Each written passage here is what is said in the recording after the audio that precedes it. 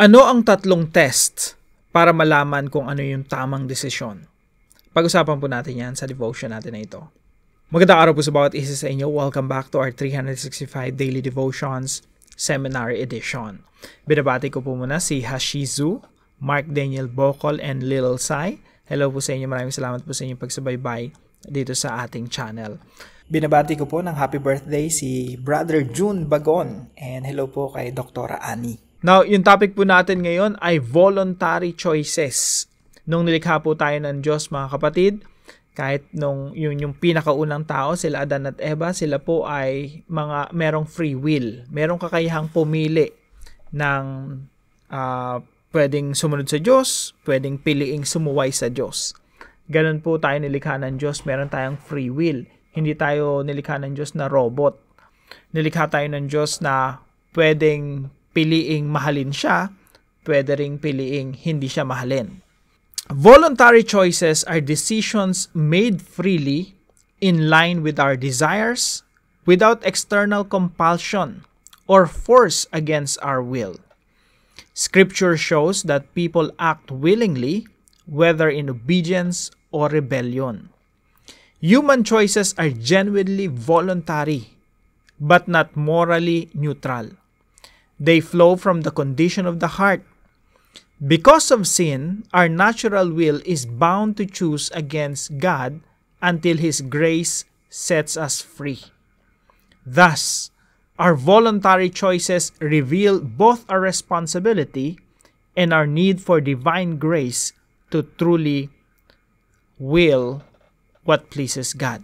Sabi po rito sa Romans chapter 7 verse 19, ito po yung struggle ni Apostol Pablo.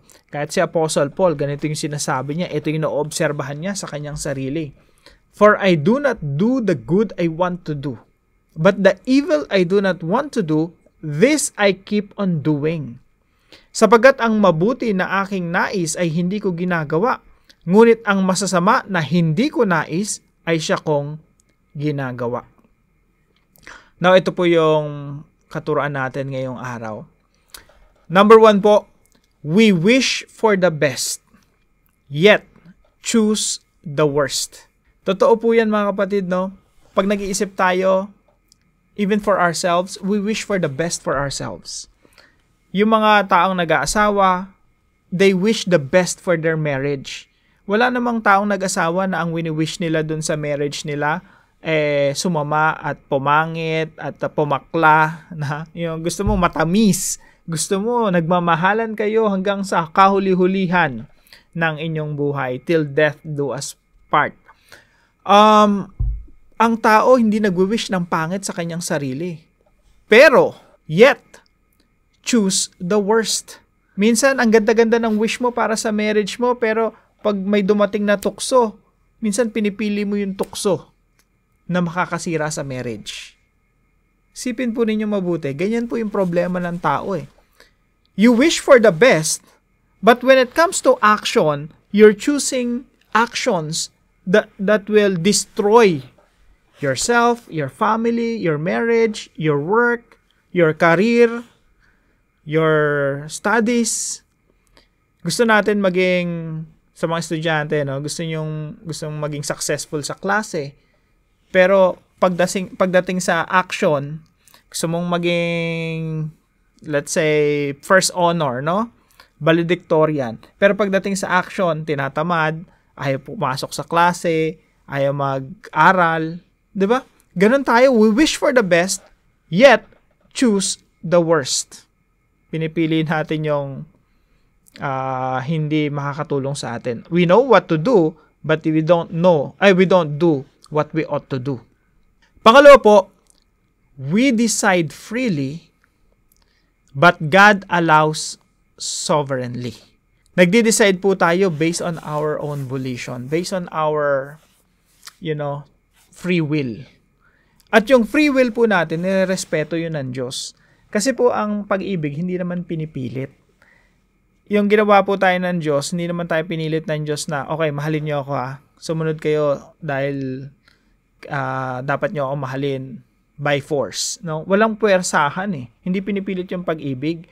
Kaya pag ayaw na sa'yo ng tao, huwag mo na ipilit. Huwag na ipilit, no? Huwag mo na ipilit yung sarili mo kung ayaw na talaga sa'yo. So, tayo po, we decide freely. Pero yung decision natin, again, nire-respeto ng Diyos yan. Kahit pa yung mga decision natin, pangit talaga, no? Yung isang tao nga, pwedeng pumatay eh.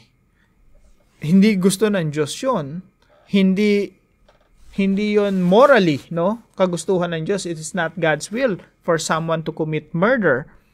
Pero, hinahayaan ng Diyos yun. Bagamat hinahayaan ng Diyos yun, of course, merong consequence. Merong punishment. Kasi yung Diyos natin, Diyos ng hustisya. So, we make our own decisions based on our free will. Yung Diyos, hinahayaan yun, pero merong hustisya. So, kaya po, maraming mga pagkataon ng buhay natin, talaga, yung mga decision natin, palpak. No? Kasi, talagang, desire natin yun eh. Na, yes, nagdi-desire tayo na mabuti, pero pagdating sa mga actions natin, laging pangit yung decision na ginagawa natin. Itong verse na ito, maganda umpisahan to sa verse 15. Sabi ni Apostol Pablo, basahin ko na lang po sa Tagalog. Sabi niya, hindi ko maunawaan ang aking sarili. Makaka-relate talaga tayo kay Paul eh. Kasi ganito rin yung iniisip natin sa sarili natin. Ang hirap intindihin ang sarili. Hindi ko maunawaan ang aking sarili sapagkat hindi ko ginagawa ang gusto ko. Sa halip ang kinakasuklaman ko ang siya kong ginagawa. Tingnan niyo po yung mga taong adik sa alak. Ayaw na naman nila yun eh. Ayoko na. Yung susuka ka na, suka. Ayoko na, hindi na ako uulit. Pero kinabukasan, inom ulit. Pag nakarecover na, inom ulit. Yung mga na-addict sa sigarilyo, ayaw na nilang manigarilyo. Talagang suko na ako. Ayoko na nito. Masama to. Pero pag nakakita ng nagyoyose sa TV, nakakita ng nagyoyose sa kalsada, na babalik na naman sa gusto ko magyose. Huh? Kung ano yung mga bagay na kinasusuklaman natin, yun pa yung ginagawa natin. Yun yung sinasabi ni Paul dito eh. Ganun din sa pornography. Sa totoo lang, shameful yan eh. Ayaw natin yan eh. Pero pag nandiyan na yung tukso, gusto na naman natin. Kinasusuklaman natin pero ginagawa pa natin. Ngayon, kung ginagawa ko ang hindi ko gusto, nangangahulugang sumasang-ayon ako na mabuti ang kautusan. Kung gayon, hindi na ako ang may kagagawan niyon, kundi ang kasalanang naninirahan sa akin. Alam kong walang mabuting bagay na naninirahan sa aking katawang makalaman. May kakayahan akong naisin ang mabuti, ngunit hindi ko nga lamang ito magawa. Kaya po yung verse 19, sabi niya dito, sapagkat hindi ko ginagawa ang mabuting gusto ko, ang masamang hindi ko gusto ang siya kong ginagawa. So we decide freely but God allows sovereignly. And number 3 po, we know what God wants. Alam natin kung ano yung gusto ng Diyos, yet choose what He hates.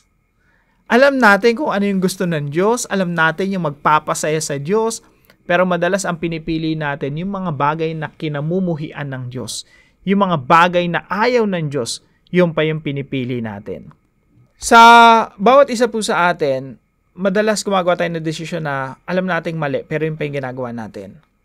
Kaya napakalaga nitong devotion natin na ito kasi meron pong 3 test. 3 tests of making the best decision. Now, actually, ito pong application natin na ito po ay 3 tanong sa atin. Bago tayo gumawa ng desisyon, 3 tanong. So, number 1 po, have I prayed for it? Pag may gagawin kang desisyon, lalo na patungkol sa relationship, sa marriage, sa career, sa course na kukunin mo, kung anong pipiliin mo, or any decision. Bago mo gawin yung decision na yun, tanongin mo muna, have I prayed for it? Pinanalangin ko na ba itong decision na ito? O baka yung umiiral lang sa akin yung laman? Napakahalaga po kasi ng spirit tsaka ng flesh eh. Yung flesh, ang bilis gumawa ng decision yan. Ginagawa ng flesh, ng laman, yung mga bagay na kinamumuhian natin, pero patuloy nating ginagawa. Alam na nating mali, ginagawa pa natin. Yun yung flesh eh. Kaya napakahalaga nung tanong na, have I prayed for it? Minsan kasi flesh lang yung kumikilos eh. Yung prayer po kasi, ang nangyayari sa prayer, sinosurrender mo yung flesh. Sinosurrender mo sa Panginoon yung laman. At ang sinusunod mo yung Espiritu ng Diyos. Kaya magandang tanong yun eh. Pag may gagawin tayong desisyon, bawa sa career, mamaya ang tumatakbo sa isip natin, puro makalaman lang pala. Imbes na isang bagay na makakalugod sa Panginoon, makapaglingkod sa kapwa, ang iniisip natin magkamal ng salapi, no? Or, umunlad lang sa buhay selfishly. So, minsan laman lang yung umiiral. Kaya magandang tanong, have I prayed for it? Na isurrender ko na ba ito sa Panginoon? Ito ba talaga yung kalooban ng Diyos para sa akin? So, before making a decision, you ask yourself, have I prayed for it? Kapag ang sagot ay no, huwag mo na gawin yung desisyon. Ipag-pray mo muna. Point number 2, karugtong punong tanong na have I prayed for it? Is it Spirit-led? Itong desisyon ba na gagawin ko, ito ba ay may gabay ng Santong Spirito? Again, sabi po rito sa Galatians chapter 5 verse 17, for the flesh desires what is contrary to the Spirit, and the Spirit what is contrary to the flesh. Yung laman at ang Spirito, magkalaban yan sa puso natin, sa buhay natin. Yung kagustuhan ng laman ay kontra sa Espiritu, ang kagustuhan ng Espiritu ay kontra sa laman. Yung isa maka-Diyos, yung isa makalaman. Sabi nito, they are in conflict with each other so that you are not to do whatever you want. Upang hindi ninyo magawa ang mga bagay na nais ninyong gawin, kailangan mo talagang dumepende sa Santong Espiritu. Kaya ang tanong natin before making a decision, is it Spirit-led? Yung decision ko na gagawin na to, para sure, para talaga makakabuti sa akin, makakabuti sa pamilya ko, is it Spirit-led? Ito ba ay may gabay ng Santong Espiritu? Ito ba yung gusto ng Espiritu ng Diyos na gawin ko? So, yun po yung pangalawa. Yung pangatlo po, related pa rin po dyan. Number 3, does it glorify the Lord? Yung gagawin ko bang desisyon na ito, magiging masaya ba si Lord dito? Magbibigay ba ito ng kaligayahan sa Diyos? O baka mamaya ang liligaya lang yung laman? No? Balik po tayo ron sa verse natin sa Romans chapter 7, verse 19. Sabi dito, for I do not do the good I want to do, but the evil I do not want to do, this I keep on doing. Ito po ay may kinalaman sa laman. Yung masasama na ayaw natin, pero patuloy natin ginagawa, it's because of the flesh. At hindi po nagbibigay ng kaluguran yun sa Panginoon. Kaya napakalaga na before we make decision, we ask ourselves, Lord, ito ba'y magpapasaya sa laman ko? O ito ay magpapasaya sa inyo? If this will make you happy, then I will do it. If this won't make you happy, sa tulong at biyaya ng Santong Espiritu ng Diyos, gabayan tayo ng Diyos na talagang we have to say no. Kailangan talaga natin ng kapangyarihan ng Santong Espiritu to say no. Kasi ang laman laging gusto niyan sa masama. Pero ang Espiritu ang tutulong sa atin para sabihin no to temptation. So ngayong araw, of course, we will make decisions, maliit man o malaki. Maganda po na tanongin natin yung sarili natin ng tatlong tanong na ito. And I'm sure, kapag tinanong natin yung sarili natin patungkol dito, mag-a-arrive tayo doon sa tamang desisyon. At kapag dumating na tayo doon sa tamang desisyon, pag-desisyon na natin, hingin natin ang gabay at pagpapalakas ng Santong Espiritu para gawin yung desisyon na yon at isabuhay yung desisyon na yon. Kasi napakahirap talaga ng laban, ng battle between the flesh and the spirit. Napakahirap talaga. Kaya ang solusyon lang lagi dito, pag binabasa natin yung banal na kasulatan, always surrender yourself to God. Submit to the Holy Spirit. Laging nagpapasakop. Ang buhay Kristiyano, yan po Tandaan natin to, ang buhay Kristiyano ay buhay ng pagpapasakop sa Espiritu Santo. Kung ano yung kalooban ng Espiritu Santo, doon tayo nagpapasakop. That's our life. That's what we have to do every day. Submission, magpasakop. At kailanman hindi tayo ipapahamak ng Santong Espiritu. The Spirit of God will always lead us to God's success, to God's will, to God's plan, to God's direction. Now, para po sa ating discussion, what is the importance of making God-glorifying decisions? At tayo po'y manalangin. Lord God, thank you that you created me with the ability to choose freely according to my desires. Yet, I confess that apart from your grace, my will is inclined toward sin. Thank you for setting me free in Christ so that I may now desire and pursue what pleases you. Help me to choose what is good, holy, and honoring to you each day. Strengthen me through your Spirit to submit my will to yours in every decision. May my voluntary choices reflect a heart transformed by grace. Lead me to your success. In Jesus' name I pray. Amen and amen. Kung kayo po may natutunan sa devotion natin na ito, ipalam niyo lang po sa comment section right below this video. And please don't forget to share this devotion to your family and friends. Pagpalain po kayo ng ating Panginoon. See you po tomorrow 5 a.m. dito sa ating Daily Devotions.